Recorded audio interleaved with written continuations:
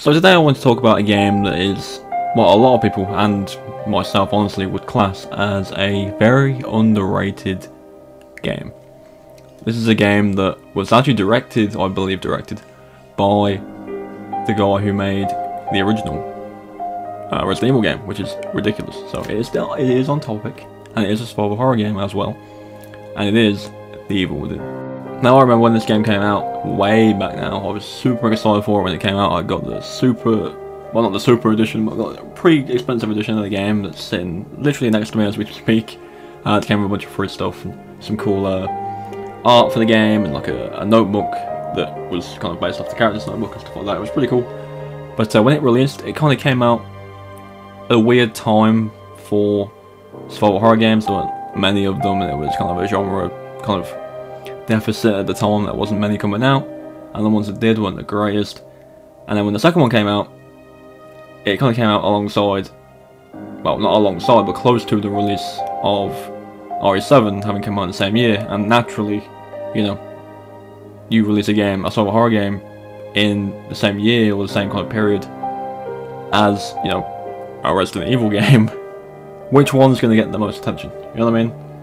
And between that, it was kind of released between the bigger releases of other games. It was like that time of year when they came out where other games were selling, so it's kind of slipped under the radar, which is a shame, because if you've played Evil Within or you've played Evil Within 2, they are incredible games. Both of them are just amazing. The second one I would say is probably a little bit better in terms of gameplay and accessibility, but the first one is more of like it feels like more of a hardcore old vibes survival horror game. We'll get into the details about that in a minute. I will do a follow-up video for this on Evil Within 2, but for now, we're going to talk about just the first one and what made it so good, and, you know, just talk about it in general, because it does not get the attention it deserves, personally. I think it's brilliant. I've played it through a bunch of times when it came out, and I've only recently started playing it through again, so without any further ado, let's jump into what makes the game so good. Straight out of the gate, I would say the game is a survival horror game. And with that, you have the limited inventory with the whole, you can only have this many weapons and this many healings and stuff like that. But the weapons and the healing item carry isn't an issue in this game. Rather, it's completely just ammo. Like the ammo, I will admit, the ammo count in the game isn't high, even on normal. But there's a couple crates in the game you'll find, and upon opening them, you'll be rewarded with a whopping 1 shotgun shell, and this is on normal, so that's not a lot of bullets. The game has a varied amount of weapons though, to be honest. There's a couple of shotguns, there's a pistol, I believe there's a sniper rifle, I could be imagining that, but I think there's some kind of rifle. There is a crossbow, which is awesome, and you know, the weapon variation is very good, but I would say the ammo is a very rare occurrence, as well as the enemies' kind of tankiness. They are quite tanky. There is ways to deal with enemies that kind of kill them immediately or faster, and we'll get to that in a moment. But ammo count and weapon types do add an extra challenge, because there is very limited amount of this type of thing. Moving on to the other things I mentioned about enemies being able to be taken out quite easily, there is melee weapons throughout the game you can pick up, and you know, they're like a one-time use thing, but they will guarantee the kill if you swing. There is the crossbow. The crossbow is probably more effective at killing things very quickly, as well as stealth takedowns like this. It's a one hit, and they'll 100% be dead. Something to keep in mind with the game is when an enemy goes down, you'll be able to set them on fire. Essentially what this does is, sometimes it can give you extra rewards, but I think, you know, so they don't come back. I think as long as they're, if it's a stealth kill, they won't come back. If it's a headshot and their head explodes, they won't come back. But I think anything else, there's a potential they can stand back up again. So you can find matches throughout the portions of the game that you can use to set these enemies on fire, and, you know, stop that from happening. Much like the lighter from Resident Evil 1, which again can be used to stop zombies from getting back up and becoming the Crimson Head type enemy in that game. If you're not familiar, they are these zombies that essentially run at you and they're a bit more aggressive. Moving on, we have the boss fights of the game. These are not to be messed with. These are difficult fights.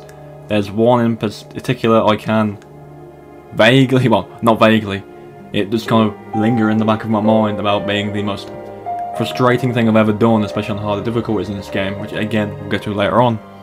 But let me know if you know which one I'm talking about in the comments. I'm sure if you played the game, you'll know exactly who I'm talking about. But the bosses in this game, honestly, an improvement on RE bosses. They are a bit more fun. It's not just a case of, oh, sometimes it is, but it's not just a case of here's a weak spot or this is how you do it. There is a specific way to do it. It is more of a freedom of choice in terms of beating these enemies. It's still essentially, you know, shoot the thing until it dies, but you have a bit more options to deal with it. So the bosses are very good, very tough, and honestly some of the best boss fights in games of the genre, I would say. They're a lot of fun. I think this is like one of the first ones, and you know, you can tell he's not going down that quickly. Almost takes everything I have to kill him in the footage and you're seeing, but you know, they're very, very well done. But that's the combat, that's the idea of how the game plays. Now we move on to the more interesting aspect, which is the horror. One quick little note before we do get into the horror, I briefly want to touch on the upgrade system. This is amazing. Like, you can upgrade the weapon's damage, the capacity, the reload speed, the accuracy, the crit chance, stuff like that on all the weapons. There's personal things you can upgrade, which is obviously your health gauge, your sprint, like the amount of time you can sprint for, your stamina bar, your melee damage, and then of course there's specific upgrades for ammo capacity, how much of ammo you can carry, how many matches you can carry, how many grenades you can carry, and then the crafting for certain bolts for the crossbow. Very, very cool system, really nice touch, and it does return in the second game. I think it's a bit slightly improved in the second game. And the second game does, I think, include a more advanced crafting system as far as I remember. Could be wrong, it's been a while since I played the second one. But yeah, just a brief mention of the upgrade system. It's very, very cool. Oh God, no.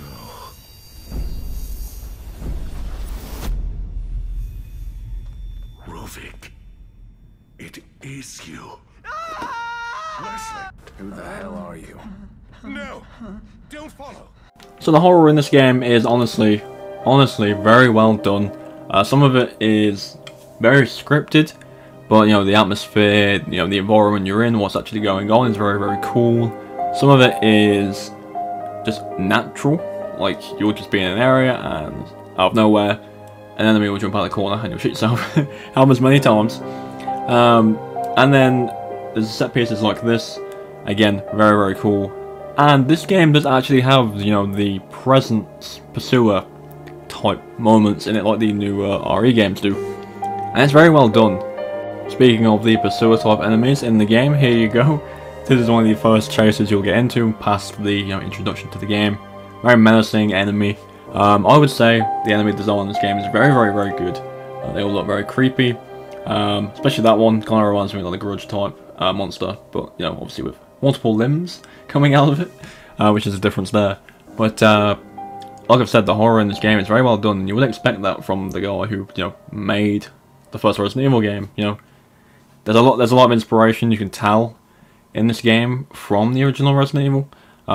There's a huge Easter egg later on. I don't want to spoil it for anyone who hasn't seen it, but you can just tell that the guy wanted to put something like that in the game, and it's such a huge part of the game too. And you'll know exactly what scene I'm talking about if you played the game before.